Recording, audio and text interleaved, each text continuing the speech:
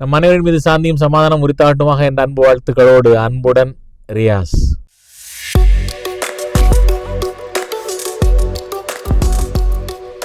கடந்த வாரம் ஒரு வாரமாக ஐஏஎம் இந்தோரில் என்னோடய கான்வொகேஷனுக்காக வேண்டி போயிருந்தேன்.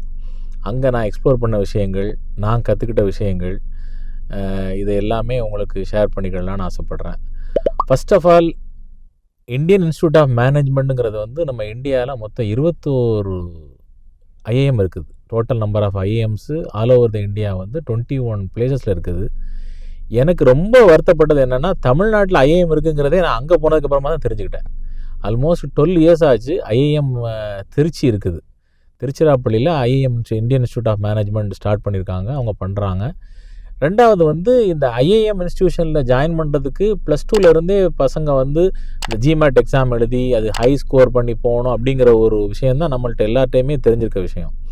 ஆனால் பிஸ்னஸில் இருக்கக்கூடிய பீப்புளுக்கு செப்பரேட்டாக 1 இயர் கோர்ஸு, 6 மந்த்ஸ் கோர்ஸ், அந்த மாதிரி நிறைய கோர்சஸ் அவங்க ஆஃபர் பண்ணுறாங்க. இதே எல்லாமே பிஸ்னஸ் பீப்புளாக இருக்கவங்க எக்ஸ்ப்ளோர் பண்ணி படிக்கிறது நம்மளோட ஸ்கில்லை வளர்த்துக்கிறது அப்படிங்கிற மாதிரியான ஒரு அமைப்பில் இருக்கும். ஸோ ஃபஸ்ட் ஆஃப் ஆல், +2 முடித்த உடனே போகிற பையங்களுடைய நிலைமை, அதுக்கு ஏன் ஆர்வப்படணும் அப்படிங்கிற விஷயத்த நான் உங்களுக்கு இதில் சொல்கிறேன். ஃபஸ்ட் ஆஃப் ஆல், அவங்களுடைய எக்ஸாம் எழுதி ஜிமெட் எழுதி அதுக்கப்புறமா அதில் மார்க் ஸ்கோர் பண்ணி போகிறதுங்கிறது ஒரு ப்ராசஸ்ஸு. அதுக்கப்புறமா செலெக்ஷன் க்ரைட்டீரியாவில் அவங்க என்ன மாதிரியான விஷயங்களெல்லாம் பார்க்குறாங்கங்கிறது தெரிஞ்சுக்கிறது ரொம்ப ரொம்ப இம்பார்ட்டன்ட். ஃபார் எக்ஸாம்பிள், 99% எடுத்த ஒரு பையனுக்கு சீட்டு கிடச்சிருக்காது. 95% எடுத்தவனுக்கு ஒருத்தர் கிடச்சிருக்குது. இது IIM Indore, as long as IIM Indore is concern நான் சொல்கிறேன்.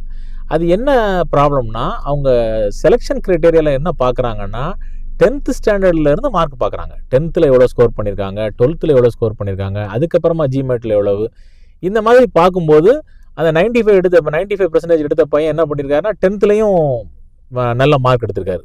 ஃபார் எக்ஸாம்பிள் 95க்கு மேலே எடுத்திருக்காரு. 12th 95க்கு மேலே எடுத்திருக்காரு. லாஸ்ட்டில் இங்கே எக்ஸாம் எழுதி ஜிமேட்டில் 99 எடுத்தவர் 10th ஃபார் எக்ஸாம்பிள் 90 எடுத்துக்காங்கன்னு வச்சுக்கோங்களேன். So preference will be for the consistency. So மெயினாகவே அவங்க பார்க்குறது எவ்வளோ கன்சிஸ்டண்ட்டாக இருக்காங்கிறது. செகண்ட் திங்கு, +2 முடிச்சதுக்கு அப்புறமாக வரக்கூடிய பசங்களுக்கு மேத்தமெட்டிக்ஸுமே சொல்லிக் கொடுக்குறாங்க. எக்கனாமிக்ஸு, மேத்தமெட்டிக்ஸு, பிஸ்னஸ் ஸ்டடீஸ்னு இப்படி அவங்களோட கோர்ஸ் ஸ்ட்ரக்சரே எப்படி இருக்குதுன்னா, கம்ப்ளீட்டாக எல்லாம் கவர் ஆகிற மாதிரி. ஸோ ஒரு இன்ஜினியரிங் ப்ராசஸில் உள்ளவங்க மாதிரி அவங்களுடைய திங்கிங்கும் இருக்கும். இன்ஜினியரிங் படித்தவங்களுடைய திங்கிங் அங்கேருந்து ஐஏஎம்லேருந்து வெளியே வரக்கூடிய ஒரு MBA ஸ்டூடெண்ட்டுக்கு இருக்கும். 5 இயர்ஸ் கோர்ஸ். ஆக்சுவலாக ஃபார் யுவர் இன்ஃபர்மேஷன், ஐஏஎம் இந்தோரில் total number of seats 151. Last இயரில் நாங்கள் ப்ரொஃபஸர்கிட்ட பேசும்போது தெரிஞ்சுக்கிட்டது 29,857 அப்ளிகேஷன் வந்திருக்குது. அதில் 151 பேர் செலக்ட் ஆகிருக்காங்க. 151 பேருமே ஃபஸ்ட்டு டாப் 151 சீட் எடுத்துட்றாங்க.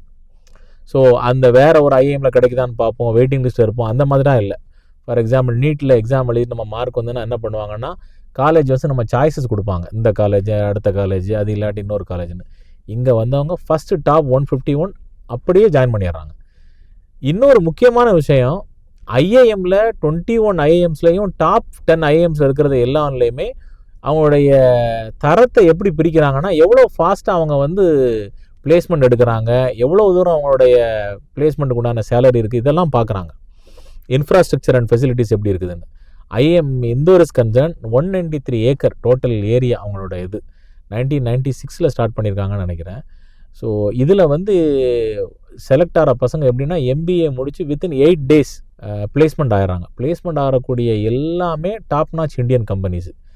மினிமம் பேக்கேஜுங்கிறது அவங்களுக்கு வருஷத்துக்கு 1 crore. ஸோ மோரார்லெஸ் ஒரு 10 லட்ச ரூபா சேலரிங்கிற ரேஞ்சில் தான் ஒவ்வொருத்தவங்களுடைய ஒரு 23 year old பாய் அவன் MBA 12th முடிச்சுட்டு ஒரு 5 years MBA கோர்ஸ் படிக்கிறவனுக்கு 1 கோடி ரூபா சேலரி ஒரு வருஷத்துக்குங்கிறது நம்மளே யோசிச்சுக்கிடலாம். அப்போ எவ்வளோ பெரிய படிப்பாக இருக்கும், எவ்வளோ தூரம் அவங்க ஸ்கில் டெவலப் பண்ணி கொடுப்பாங்கன்னு.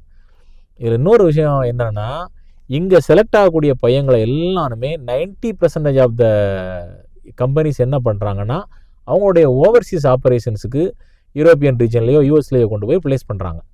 ஃபார் எக்ஸாம்பிள், இங்கே டாட்டா குரூப் ஆஃப் கம்பெனிஸில் அங்கே ஒருத்தரை ரெக்ரூட் பண்ணுறாங்கன்னா, இங்கே அவங்களுடைய டாட்டாவுடைய கம்ப்ளீட் ப்ராசஸ் ஸ்ட்ரக்சர்ஸ் எல்லாத்தையும் அவனுக்கு ட்ரெயின் பண்ணிவிட்டு, பேசிக்காக அவங்க என்ன பிஸ்னஸ் பண்ணுவாங்கிறத சொல்லணும் இல்லையா.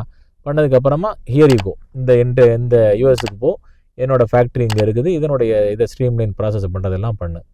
So majority of the Indians வெளியில் இருக்கக்கூடியவங்க எல்லாமே இந்த மாதிரி ஐஏஎம்ஸ்லேருந்து போகிறவங்களாக தான் இருக்காங்க. ஸோ நம்ம எந்த அளவுக்கு ஒரு medical field, engineering field explore பண்ணுறோமோ, எஸ்பெஷலி இன் தமிழ்நாடு, நாம் பிஸ்னஸ் இண்டஸ்ட்ரியில் உள்ள மக்களில் எவ்வளோ தூரம் அதுக்கு டெவலப் பண்ணணும், அதை எவ்வளோ தூரம் கற்றுக்கிடணுங்கிற விஷயத்துக்கு ஸ்கில்லை டெவலப் பண்ணுறதுக்கு ஒவ்வொரு பிஸ்னஸ் ஓனர்ஸுமே எக்ஸ்ப்ளோர் பண்ண வேண்டிய ஒரு முக்கியமான இன்ஸ்டியூஷனாக வந்து இந்தியன் இன்ஸ்டியூட் ஆஃப் மேனேஜ்மெண்ட்டை நான் சஜஸ்ட் பண்ணுறேன்.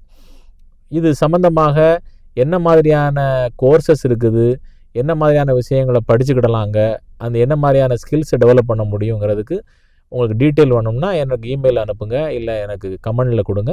நான் உங்களுக்கு சப்போர்ட் பண்ணுறதுக்கு ரெடியாக இருக்கேன். இந்த வாரத்திற்கான quote, people make choices and choices have consequences.